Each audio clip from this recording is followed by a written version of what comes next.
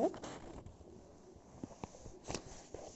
इसी प्रकार शिकार की निंदा करने वाले माधव्य इसमें विदूषक का नाम है, शिकार के प्रति मेरा उत्साह मंद कर दिया है। राजा कहते हैं क्योंकि उनका वैसे भी मन नहीं है, उनका मन शकुंतला के प्रति ही जा रहा है।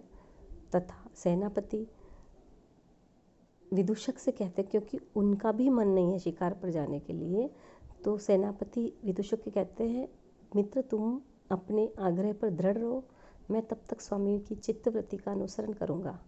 और प्रकट रूप में वो बताता है कि इस मूर्ख को प्रलाप करने दीजिए, हम तो निश्चय ही अपन शिकार के लिए चलते हैं, क्योंकि मेदश्चेद कृशोदरम लघु भवति उत्थान योग्यम वपुः सत्त्वानामपि लक्ष्यते विकृतिं चित्तं भयक्रोधयोः उत्कर्ष स च धन्वीनां यदि ईशवः सिद्ध्यन्ति लक्ष्ये चले मिथ्या एव व्यसनं वदन्ति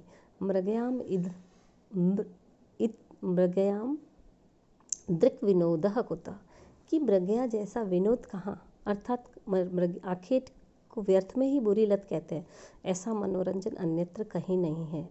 क्योंकि इस मृगया से, इस शिकार से क्या क्या होता है कि वपुः मेदश्चेद कृश उदरम लघु, कि हमारा जो शरीर है उसकी चर्बी के कम होने के से कृश उदार वाला, लघु हल्का चुस्त, उत्थान योग्यम उद्योगों के योग्य, सत्वानाम जीवों के भय क्रोधयो भय और क्रोध में, विकृति मत विकार युक्त, लक्ष्यते अर्थात पहचाना जाता है, और चले लक्ष्य ईश्वर और चंचल लक्ष्य पर बाण सिद्ध्यंति सफल होते हैं, धन्वीनाम तथा धनुर्धारियों का मिथ्या व्यर्थ में ही यह व्यसन अर्थात बुरी लत कहा गया, अपितु ईदृक इसके समान तो विनोदः कुतः मनोरंजन कहीं और है ही नहीं। तो सेनापति मृगया के गुणों की प्रशंसा करता है और राजा से कहता है कि मृगया से शिकारी का शरीर स्थूल न होकर हल्का और चुस्त रहता है, वह सरलता से उठने बैठने योग्य और परिश्रम हेतु समर्थ होता है। शिकारी को शिकार करते करते वन्य जंतुओं की चित्तवृत्ति का भी ज्ञान हो जाता है तथा वे जान जाते हैं कि जीव भय की स्थिति में है या क्रोध की अवस्था में।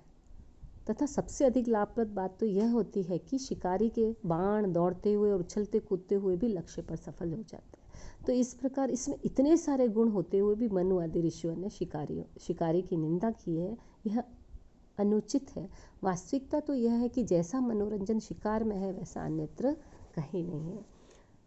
19 स्वर्ण का यह शार्दूल विक्रीडित छंद है, जिसमें मृगया का बहुत ही सुंदर और स्वाभाविक वर्णन कवि ने यहाँ पर किया है।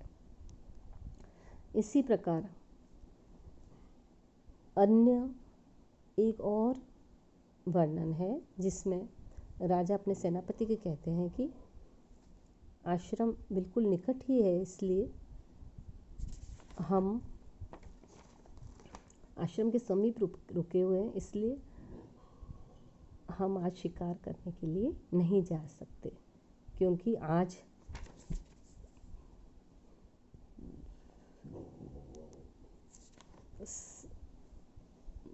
आश्रम में सभी को शिकार पर नहीं जाने के कारण वो सभी विश्राम करेंगे। कैसे कि गाहंताम महिषा निपान सलिलम श्रृंगे मुहस्ताड़ितम छायाबद्ध कदम्बकम मृगकुलम रोमंथम अभ्यस्तु विश्रब्धम क्रियताम वराहपतिभिः मुस्ताक्षतिः पल्वले विश्रामम लभताम इदम च शिथिल ज्याबंधम अस्मत्धनु। आज सभी विश्राम करें। महिषा अर्थात भैंसे श्रृंगे मुहताड़ितम निपान सलिलम गाहंताम, वो अपनी खेल की क्रीड़ा की सींगों से बार बार विलोडित पानी में सरोवर के जल को अवगाहन करें, अर्थात भैंसे अपना मनोरंजन करें, अपने सींगों द्वारा बार बार तालाब में पानी से स्वेच्छापूर्वक स्नान करें तथा उन्हें आज छायाबद्ध कदम्बकम रोमंथम अभ्यस्तु, इसके अतिरिक्त आज किसी प्रकार का डर न रहे छाया में एकत्रित हुए मृगों के झुंड निश्चित होकर जुगाली का अभ्यास करें तथा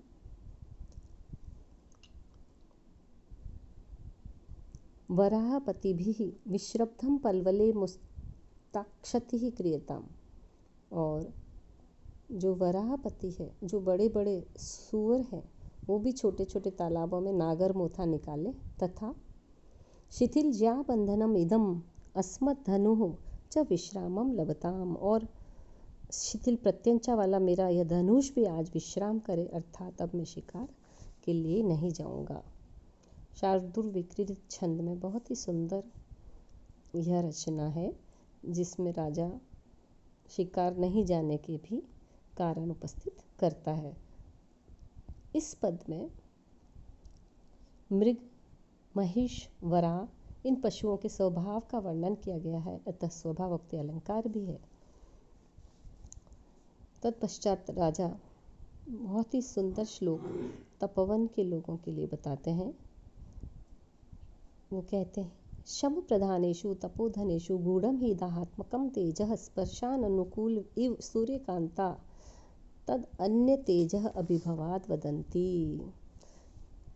वो तपस्वियों के व्यक्तित्व का विवेचन करते हुए सेनापति से कहते हैं कि ये जो तपस्वी हैं, शम प्रधानेषु तपोधनेषु, शांति प्रधान तपस्वियों में, दाहात्मकम गूढ़ तेज, तपस्वियों में जलाने वाला तेज छिपा हुआ रहता है, क्योंकि स्पर्शानुकूला सूर्यकांता है इव, स्पर्श के योग्य सूर्यकांता मणियों के तुल्य ही ये तपस्वी भी इव अन्य तेज अभिभवात तत्वमंती, किसी अन्य के तेज से अभिभूत होने से उस तेज को प्रकट कर देते हैं। अर्थात इनमें इतना गुप्त तेज अवश्य विद्यमान रहता है, और उस तेज को ये मुनि लोग किसी भी व्यक्ति द्वारा व्यर्थ ही में अपमानित किए जाने पर प्रकट करते हैं। तो भाव यह है कि जिस प्रकार सुख स्पर्श वाली सूर्यकांत मणियाँ भी सूर्य की किरणों के संपर्क में आने से आग उगलने लगती है, उसी प्रकार शांत स्वभाव वाले तपस्वी जन भी अन्य राजा आदि के तेज से अपमानित होकर अपनी दाहक शक्ति को प्रकट कर देते हैं, अर्थात क्रुद्ध होकर शाप आदि दे डालते हैं। राजा इस पद्य के माध्यम से कहना चाहता है कि ऋषियों की आध्यात्मिक शक्ति और उनके तेज इतना अधिक होता है कि आप उन्हें किसी भी प्रकार से छेड़े ना ही उन्हें क्रोधित करें। इंद्र वज्रा और उपन्द्र वज्रा के मिश्रण से उपजाति छंद का यह सुंदर रचना है, जिसका लक्षण है अनंत रोदीरित लक्ष्म भाजो पादो यदि अवुपजाति हस्ता।